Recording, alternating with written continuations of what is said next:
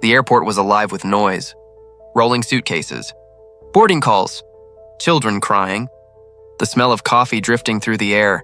Among the rush stood a small girl in a pink dress. Barely 6 years old. She held her mother's hand, but her eyes were fixed on the giant plane outside the window. Her father checked his watch. Her older brother scrolled on his phone. No one noticed the way her small chest rose and fell too quickly. She tugged at her mother's arm. Her voice was soft, trembling. "Mom, we can't get on that plane," the mother frowned. She bent down, brushing hair from the girl's face. "Why, sweetheart?" The girl's eyes glistened. She whispered, almost afraid of her own words. "It's going to fall. It's going to crash." Her mother froze. For a second, the noise of the terminal seemed to vanish. But then came her husband's laugh, tired and dismissive. "She's scared. That's all. Kids imagine things." The girl shook her head. Tears welled up. "No, Dad, I saw it. I felt it. Please don't go." Passengers nearby turned. Some chuckled. A few shook their heads. "Kids say the wildest things," someone muttered. But her voice didn't sound wild. It sounded certain. Almost desperate, the boarding announcement echoed.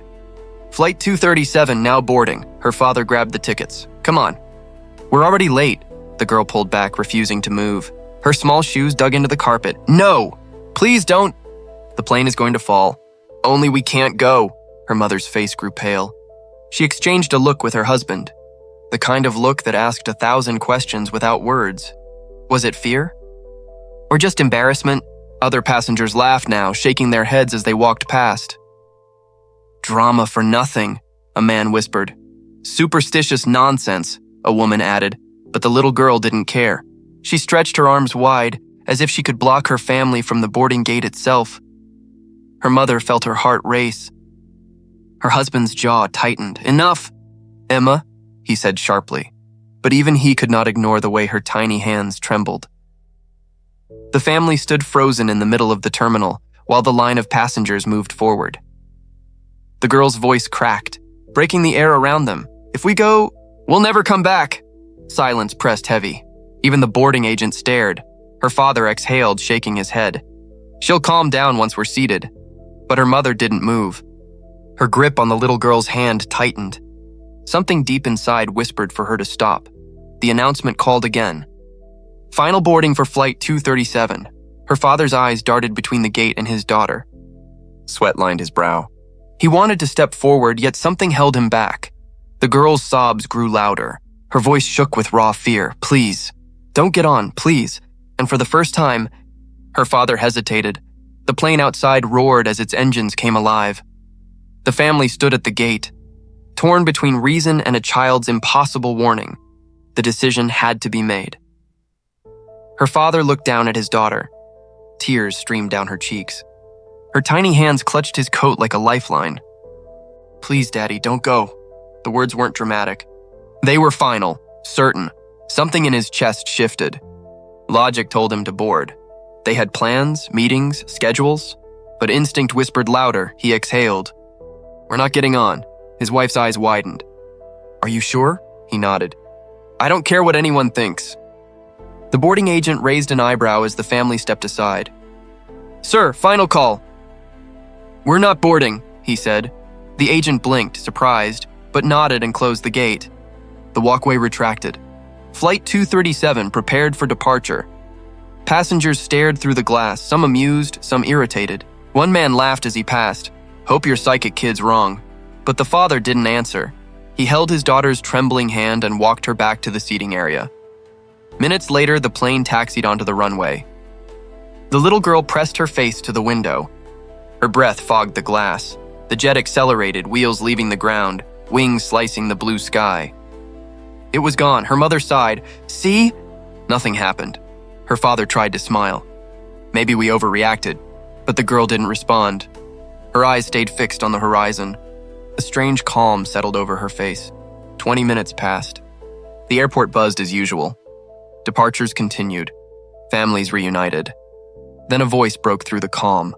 A sharp, urgent voice over the loudspeaker.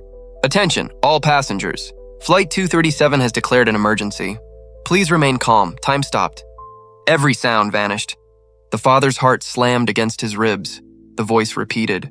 Flight 237 has lost contact with air traffic control. Gasps rippled through the terminal. People rushed to the windows, phones in hand, searching for news. The little girl clung to her mother's leg.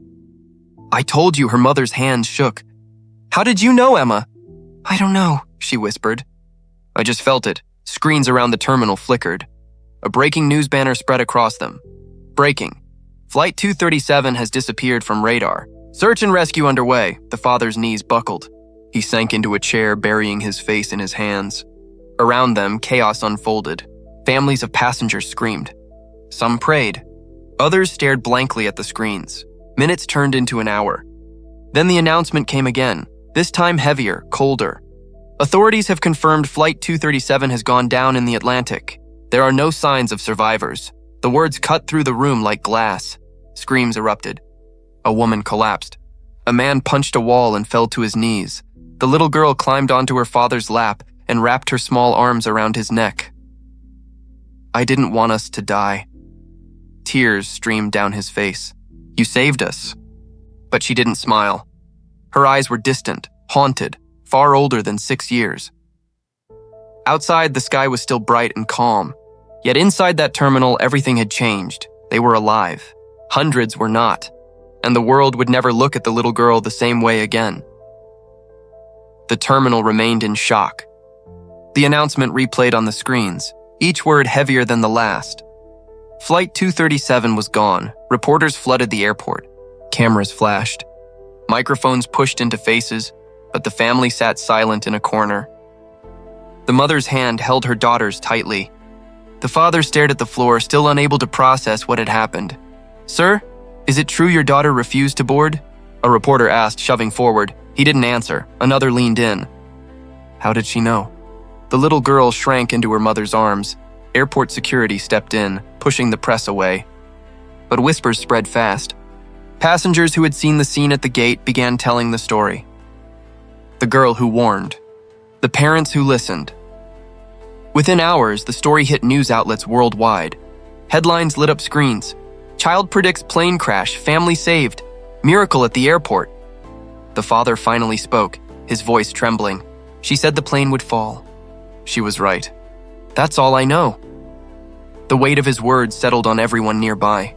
Grief filled the terminal as families of the lost collapsed in sorrow. Some clung to hope for survivors, though officials made it clear there were none. The girl, Emma, watched quietly. Her small eyes held a sadness beyond her years. She didn't gloat. She didn't smile. She only whispered to her mother. They didn't listen. Now they're gone. Her mother's throat tightened. She kissed Emma's forehead, unable to answer. By evening, authorities escorted the family away from the chaos. Outside, the setting sun painted the sky red, as if the world itself mourned. At the hotel that night, silence filled the room. The boy, Emma's brother, finally spoke. Emma, why did you say that? How did you know? Emma sat on the bed, legs dangling. Her voice was soft. When I looked at the plane, I saw it falling, not like a dream, like it already happened. I couldn't let us go. Her brother's eyes widened.